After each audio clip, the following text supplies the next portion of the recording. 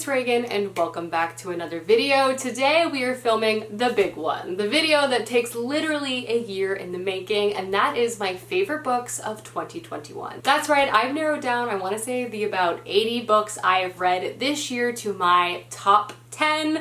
I would say in terms of my reading year, I had a lot of hits and a lot of okay read. That being said, the 10 books I'm going to be chatting about are all part of my all-time favorites at this point. They're either new series or series I've caught up on, or just some fantastic standalones that just left a huge impact on me throughout this year. So without further ado, let's go ahead and dive right in. The first book I'm going to talk about was actually one of the very first books I read in the year 2021, and when I finished it, I knew it was going to be in this video by the end of the year. It is just a story I constantly go back to and think about. I've made so many other people in my life pick up this book. Every aspect of the story, in my opinion, is just exceptional, and that is Pachinko by Min Jin Lee.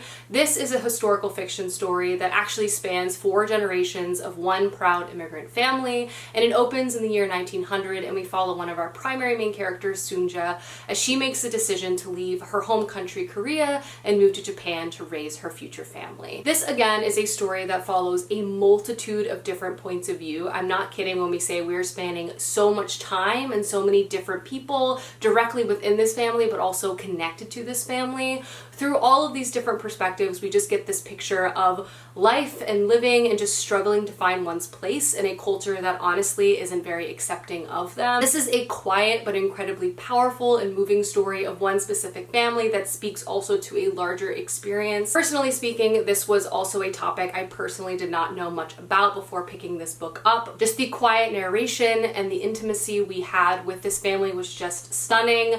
I loved this so much. I would recommend for anyone to pick this book up. It is just a sweeping historical fiction saga that will leave a huge emotional impact on you. One of the best books I read this year, one of the best books I personally have ever read. Read Pachinko if you haven't already. I know I primarily talk about fantasy on this channel, but I'm not kidding. This is one of the best books I've ever read. Speaking of fantasy, there were definitely a few series that took up a lot of my headspace and time throughout this year. None more than the Stormlight Archives by Brandon Sanderson. I reread the first 3 books within the Stormlight Archives throughout this year, and then finally read for the first time Rhythm of War by Brandon Sanderson, which is Stormlight Book 4. And I have to say, I loved my rereading experience. Obviously, I knew going into books 1 through 3 that I already really loved these particular books, but with the reread, I feel like I grew to appreciate them even more. I feel like because I knew the broad strokes of the story and honestly forgot quite a few details, I feel like I could more focus in on the small minutia, and I just noticed a lot more in my second read than I feel like I did in my first read. That being said, I want to obviously feature the entire series as one of my top books of the year, but I would also include Rhythm of War on this list if I only just read this book this year. While it is technically my least favorite Stormlight Archive book, I just feel like each book within this particular series is so strong, and just I fall headfirst into Brandon Sanderson's stories, particularly this series. They're just so engrossing. I love how epic and expansive the plots are. They're entertaining. All of the different characters and locations I just feel like provide such a lush experience. But the Stormlight Archives is a huge multi-perspective epic fantasy story. In the first novel, we primarily follow 3 main characters. The first is Kaladin, who is a soldier turned into a slave. We follow Shallan, who is a scholar with a dark secret who is also trying to steal from her master. And then lastly, we have Dalinar, who has his own personal demons, but also is a general. The story is incredibly expansive, obviously, from the first one. I would say it's very military and conquest focused, as the kind of stage is set on a never-ending war between 2 groups of people, and we follow all of our characters kind of maneuver in and around this war camp, but it obviously expands to very large places from there, and Brandon Sanderson does such a fantastic job kind of continually expanding the plot and also adding more and more to the world itself. Specifically with book 4, I thought we got so much more insight into the sort of science behind the magic, which I honestly found to be very, very fascinating, and I also really appreciated having perspectives of characters we haven't spent a lot of time with, which I also just felt like expanded the world even further. I do feel like this book was not perfect. It had some pacing issues and was really focused on kind of setting the board up for later installments, but that being said, it was still one of my favorite books I read this year. Basically anything Brandon Sanderson puts out, but especially the Stormlight Archives. I just love the characters, I love the emotional depth of the story, I never know what's going to happen next, and with this book I just got even more excited for the next books that I'm gonna have to wait a long time for them to come out because the ending was wild. But yes, Rhythm of War and in general my reread of the Stormlight Archives have made this list. Another series I have to talk about is of course by my favorite, Robin Hobb, and that is the Tawny Man Trilogy. Last year I read the first 2 trilogies within Robin Hobb's world, and this year my goal was to read this particular trilogy, and I did. I completed it, and it was an emotional and traumatizing ride from beginning to end. Within the Tawny Man Trilogy, we basically find ourselves back with the Fitz and the Fool, and a large amount of time has passed since the events of the original Farseer trilogy, but something that I really appreciate about Robin Hobb is that she is really a character-focused fantasy writer, and she really makes us and her characters suffer but also confront so many different emotions, and she also allows her characters to give space to a lot of their feelings and to actually work through them. The emotional burden of being a chosen one and basically giving up your entire life for the crown and the people around you is something that Fitz has been trying to deal with since his late teens. It is still something that heavily burdens him. And in this particular trilogy, we basically find Fitz as he is beginning to be pulled back into the politics of the crown once again, specifically around the heir to the throne, and the tension that exists amongst the population as it relates to the magic that exists in this world. One is called the skill, which is a very rare form of magic, mostly associated with the royal line. It has to kind of do with mind control. And the other is the wit, which is a more common animal-based style magic, which has been deeply villainized by the population at large. And this tension that has always existed against wit users is starting to come to a boil at the beginning of this series. Follow Fitz as he has to navigate that with his closest friend and confidant, the Fool. I loved this trilogy so much. Like, obviously the politics in the world that Robin Hobb is able to create is so well plotted. You'll be fascinated from beginning to end, at least I always am. I also feel like she's really great at making us wait, so certain plot elements always have fantastic payoff. But more than that, I just love the characters in this world so much. I also find the relationship between the Fitz and the Fool to be one of the most unique, nuanced, and emotional relationships that I have ever read about in a fantasy world, in a non-fantasy world. And the layers of this relationship that Robin Hobb has been able to create across many of her different series just really shines within this particular trilogy. I loved this. It broke me. I really cannot reiterate how good Robin Hobb is at destroying you, but also just creating characters you would just ache for. I had a feeling this would also make my list, and it definitely did. Next up, I actually have a fantasy standalone, and that is The Sword of Kygen by M.L. Wang. This book caught me a bit by surprise, which is kind of ironic because it is an incredibly hyped story. So many people have read this and loved this. Even still, I just was not prepared for the amount of world building, emotional stakes, and just plot the author was able to pack in to a single story. Like, I think about this and I am just amazed by what this author was able to accomplish. But this is basically described as for fans of Avatar: The Last Airbender meets the Poppy War. It is a dark and gruesome war-based story. Also utilizes elemental magic that is a really core aspect of the combat within this book as well. This is a story set in the Kaganese Empire, which is a really isolated body that has a lot of their information controlled by the government. The story itself is set on the Kunsongi Peninsula, which is considered the Sword of Kygen and is said to house the most powerful warriors in the land. This is a dual perspective story following a mother and a son. The son, Mamamoru, is a young boy kind of coming to age. He dreams of becoming a really powerful warrior like his father, mastering the secret arts of their family and just going to school and protecting everyone around him. However, at the beginning of the school year, Mamamoru meets a new student, a boy who actually grew up outside of the Kaganese Empire, and he begins to introduce Mamamoru to concepts and ideas as well as history that he did not know existed. This leads Mamamoru to go to his mother, Mizaki, to ask her questions, as she actually also went to school outside of the Kaganese Empire. Mizaki herself has sworn long ago to focus her attention on her family and to be a good mother. She has hidden her sword away and has not thought about her exploits as a young vigilante of her youth. But when her son begins coming to her with questions about the outside and begins to be confused about some of the differences of what the government is telling them versus what his friend and what his mother knows, things begin to become complicated. On top of all of that, there is a conflict that is kind of existing between two very powerful empires outside of the Kaganese Empire. This conflict conflict is coming to a head and is heading straight to the Konsangi Peninsula.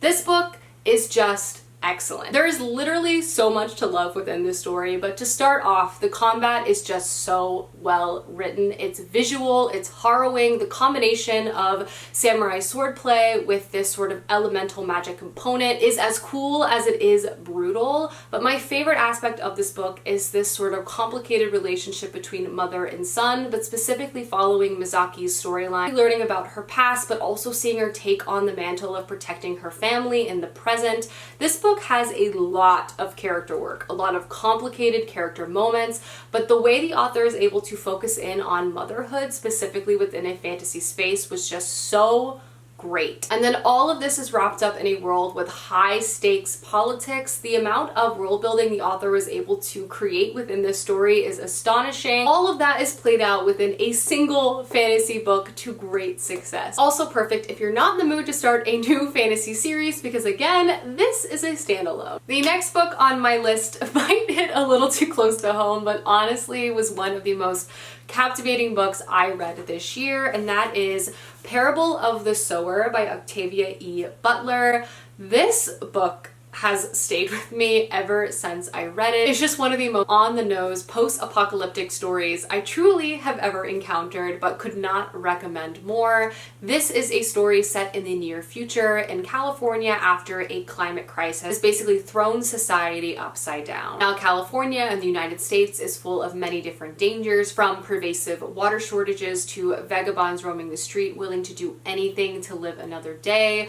The story opens on our main character, Lauren, who lives in a kind of gated community of individuals who basically work together for their survival. Lauren's father is actually also the preacher within this community, and at the beginning of this tale, Lauren has this sense that things are going to change, and if her community does not adapt, she's fearful that they will not survive or make it. Lauren herself also has a vulnerability that she has to hide, and that is something called hyper-empathy, which is a dilapidating condition which results in her feeling the emotions and pain of anyone around her. And in a world where the smallest thing could result in you perishing, this is something she tries to keep from others around her. Despite Lauren's pleas with the community for them to listen to her and also kind of change some of their habits to be more survival focused, they ignore her, which results in a dramatic shift not only in their lives but Lauren's as well, and we follow her from there as she goes on a physical and spiritual journey to try to find a new home. This book is fantastic for so many different reasons. Again, this is set in the 2020s after a climate crisis, and you get this sense while reading it that if we continue to leave so many of these different issues to fester within our world,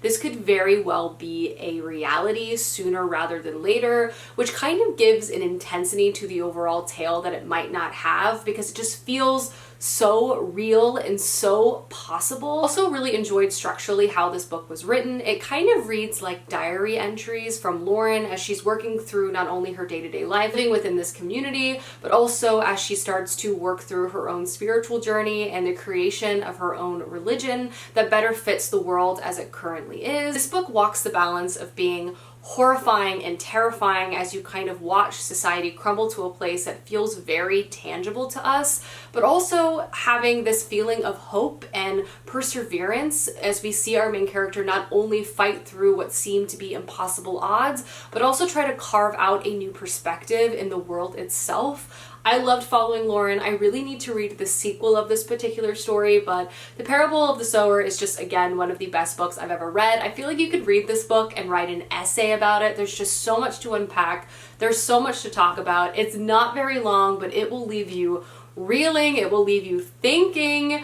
I guarantee it. The next book was kind of a surprise for me this year. It was a new to me author, and just the series itself quickly found a place in my heart, and I just love it so very much. And that is the Sunlin Ascends series by Josiah Bancroft. This series just delighted me from page one. It is sort of a dark, whimsical adult fantasy story that in a lot of ways has what I love about middle grade, just obviously aged up for an adult audience. This is by no means a middle middle grade story. It does have that sort of whimsy that you often encounter in middle grade that I personally love, but this follows our main character Sunlin, and he has dreamed his entire life about visiting this very mythical Tower of Babel. In this fantasy world, this tower is huge, it's expansive, it's full of many different floors. Each floor kind of has its own structure, political system, and thousands upon thousands of people live within the tower and outside of the tower itself. At the beginning of this book, Sunlin's dream is finally coming true as he's traveling there with his new wife, but unfortunately at the beginning of this book is separated from her. And so begins the tale of Sunlin basically traversing up this tower in hopes of finding his lost wife. I read the first 2 books within this series this year and I loved it so much. The writing is just exceptional. It has this sort of literary fiction element to it, but still having some of the most imaginative fantasy too. Seeing Sunlin explore this dark, mesmerizing, and harrowing world, which is the Tower of Babel, was fascinating as it was terrifying. Each floor kind of has its own flavor, let's say, and has its own obstacles, and Sunlin kind of has to navigate his way through those, but also through people kind of have their own agenda as well. Sunlin as a main character is so easy to root for. Seeing more about his past as well as his relationship with his wife was just delightful and romantic, and you very quickly become so attached to Sunlin and are rooting for him to become reunited with the love of his life. The series itself expands in really unlikely fashions as I've encountered in later books within this series. It's just so clever, it's so well written. I've read nothing like this before. I plan to finish this series next year, but I did read the first 2 books this year and was absolutely delighted. I loved this series. The next is an incredibly popular book. I almost feel like I'm one of the last people to pick this story up, but I finally did and I loved it just like everyone else, and that is The Song of Achilles by Madeline Miller. This was like the year of Song of Achilles. Honestly, the past 5 years, this has been the year of the Song of Achilles, but this was just such a beautifully written story, such a wonderful humanization of one of the most well-known Greek myths of our time, and that is the story of Achilles and Patroclus. Through the Song of Achilles, Madeline Miller is retelling the story of the Iliad, basically following Patroclus and Achilles as they go off to fight in the Trojan War and basically find Achilles' glory there. We all know how the story sort of plays out and ends, but what she does as well is also provides us a backstory and the love story of Achilles and Patroclus. Specifically, this is a book told from the point of view of Patroclus, and we follow him as a young boy as he's basically removed from his family home and brought as an orphan to Achilles' household. There, as young boys, they become best friends, confidants, they grow up together, and then as young men, you watch them as they fall in love. And then you see them as they make the tragic decision of deciding to go off to war for Achilles to find his glory. This book does so many things fantastically. First and foremost, the Iliad is an incredibly well-known story, and throughout this book you encounter so many scenes that I have read so many different times, but the way that Madeline Miller is able to add such a veil of humanity to everything, kind of stripping back these well-known ancient heroes to feel just so tangibly real, was just delightful. I also feel like reading this tale from Patroclus's perspective was such a fantastic idea. Obviously, Achilles is one of the greatest heroes of our time, but seeing the greatness that was Achilles through Patroclus's eyes takes on a new feeling because Patroclus loves Achilles. Of course he shines like the sun. Achilles could be a normal person and he would still shine for Patroclus. Obviously, this entire story is tinged with that feeling of tragedy, as we do know how the story itself results, but I just feel like this was such a fantastic and very emotional reimagining of one of the most well-known myths and stories out there. It was beautiful, it was delightful. I want to read more books by Madeline Miller. This book absolutely destroyed me. After I finished reading this book, I just sort of cried and paced around my apartment as I was thinking about everything. It's tragic, it's beautiful, and the writing is stunning and transportive. So good, worth all the hype in my opinion. I loved this book. Next, I have a sci-fi option. I actually read quite a few sci-fi books. Well, quite a few more sci-fi books than I usually do this year, and I honestly Really loved that experience, and I hope to continue reading sci-fi throughout 2022 as well. That being said, I would say my favorite sci-fi series I picked up was the Expanse series by James S.A. Corey. I was actually able to read the first two books, Leviathan Wakes and Caliban's War, and they were just so gripping and immersive and plot forward. I could not put them down. Just the reading experience of this sci-fi tale was so much fun. It had been a long minute. I felt like when I read these books, I was battling a bit of a reading slump, and when I read them, I finally just had like the reading spirit. All I wanted to do was read these. I thought they were just so gripping. I could not guess what was going to happen next.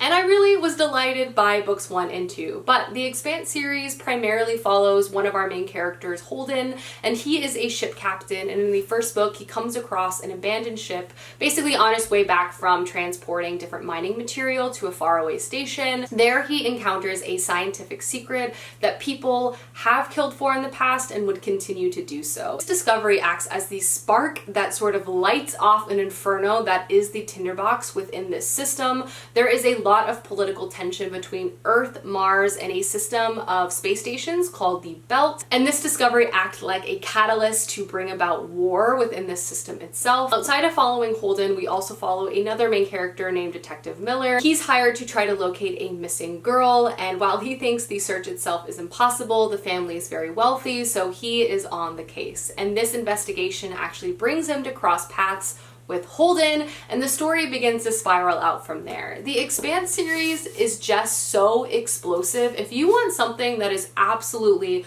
plot forward, cliffhanger after cliffhanger after cliffhanger, unsure how the plot could even spiral even more out of control, this is a perfect series to pick up. I would say the characters are not always my favorite, though I do feel like James S.A. Corey started doing a much better job creating very likable characters in the second book.